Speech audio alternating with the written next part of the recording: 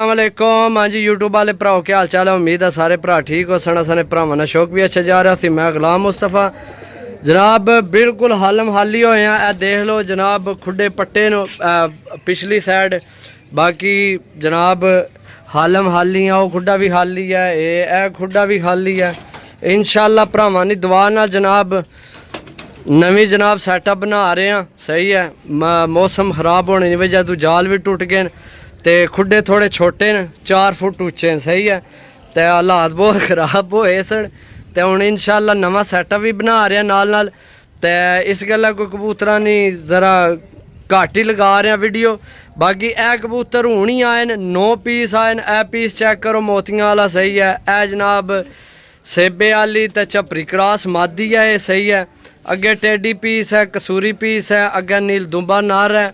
बच्चे ने ए चिट्टी है मादी। सही है, चेक करो जनाब बिल्कुल चिट्टी सफेद चिट्टी अखां विच। ओ मगर फिर गोल्डन पीस है। अगे टैडी जनाब ए 2 बच्चे न। सही है, तुहानू चेक कराने ए चेक करो बच्चे। ए सुरखी भा मारना पिया बच्चा। सही है, सुरख भा मारना पिया। ए जनाब जीरा बच्चा है।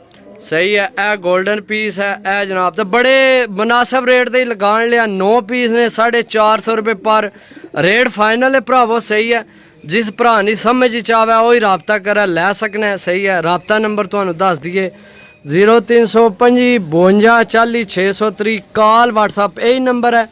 रबता करके जनाब लै सकने हो। टोटल 9 पीस ने माशाल्लाह, बहुत आउट क्लास मादी है अली। सही है, ए जनाब नील दुम्बा नार जनाब बहुत आउट क्लास है, बहुत अच्छा कबूतर है। 450 रुपये पर भरावो को नहीं है लभने इो जे कबूतर। बाकी अपनी अपनी चॉइस है। ए पीस चेक करो जनाब गोल्डन, ये नवे परां विच। सही है, ए भी नवे परां च है। ये कच्चे स्पार, ए भी नवे परां च कच्चे स्पार। ए नवे परां च, ए नवे परां च, वो नवे परां च। ए टैडी पीस नवे परां च। बच्चे जनाब तुहानू पता कोई पटना को नहीं। सही है, बच्चे भी साफ परां विच। ए पीस जड़ा ये सिर्फ पुराने परां विच है भी मेरा ख्याल है मादी है। तो बिल्कुल चिट्टी दा चिट्टी अख विच है मादी। सही है, तो टोटल 9 पीस ने जनाब 450 रुपये पर। जिस भरा लैने हो जनाब रबता करा तो लै सकना। मिल अगली वीडियो, तब तक इजाज़त दो। अल्लाह सुनने वाला अल्लाह।